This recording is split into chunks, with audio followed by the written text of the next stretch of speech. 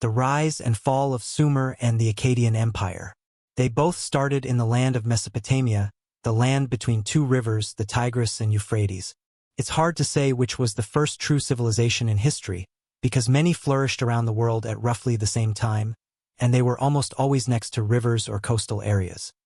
From the Egyptians along the Nile to China next to the Yellow River, the Indus River Valley Civilization, Norte Chico in coastal Peru, and a little later the Olmecs next to the Quetzalcoatlus. These rivers provided fresh water, places to hunt and fish, and they often flooded the lands around them, depositing rich fertile soil which was great for growing crops and other foods.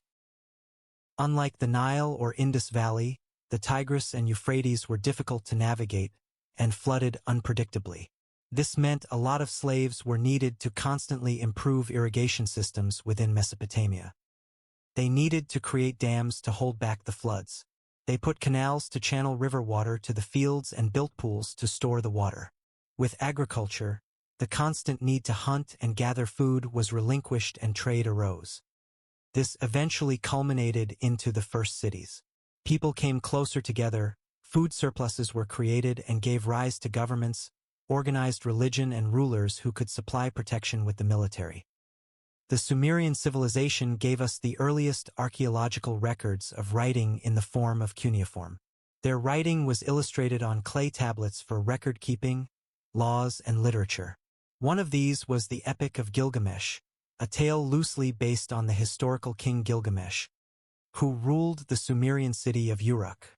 The epic poem is regarded as the earliest surviving great work of literature. They also pioneered the wheel, astronomy, the kiln, the plow, irrigation, bronze working, and mathematics.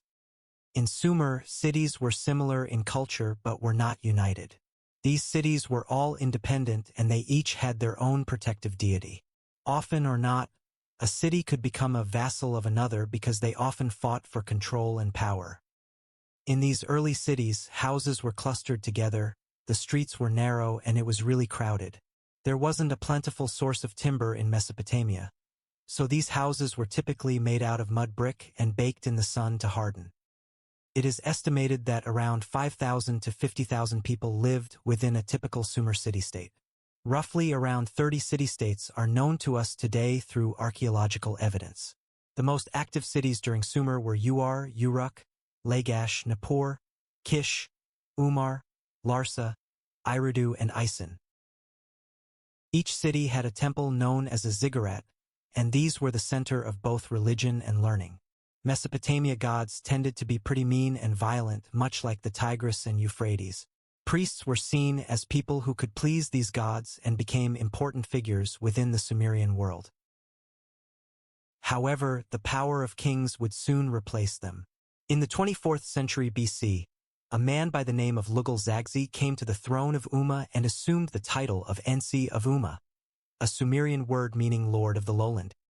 He ascended to a period of endless warfare between his neighboring city-states.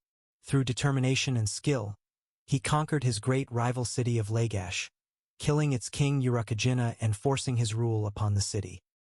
Each soldier had each other's backs, so the opponents couldn't get close enough to kill. Equipped with the long spear, a body-length shield, and physical fitness, soldiers could quickly turn near-end to victory. Lugal's argosy gradually brought together the surrounding city-states within Sumer through conquest and diplomacy, eventually making the city of Uruk his capital. He even moved his army to the important city of Kish, overthrowing its king Ur and brought all of Sumer under one rule. However, his reign was short as a new foreign subjugator came to take his place. This foreigner was the Akkadian Sargon of Akkad. How did Sargon of Akkad become emperor? Through long drawn-out battles, Sargon would usurp Lugal-Zagzi and be the first to hold the title emperor. In the later Babylonian versions of Sargon's inscriptions, Sargon of Akkad is said to have captured Lugal-Zagzi after destroying the walls of Uruk. He then had a chain placed around his neck and was led through the holy city of Nippur to Enlil's temple, as a sign of his shame. By all accounts, Sargon of Akkad was a self-made man who came to unite all of Mesopotamia into one unified empire.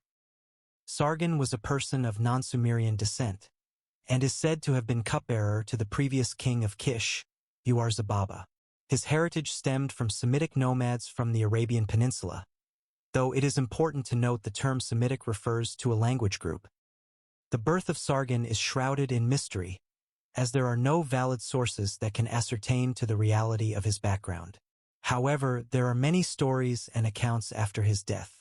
In one Moses-like legend, he is described as an illegitimate son of a priestess who placed him in a basket and launched him down the Euphrates. A Sumerian gardener came across the basket and raised him as his own.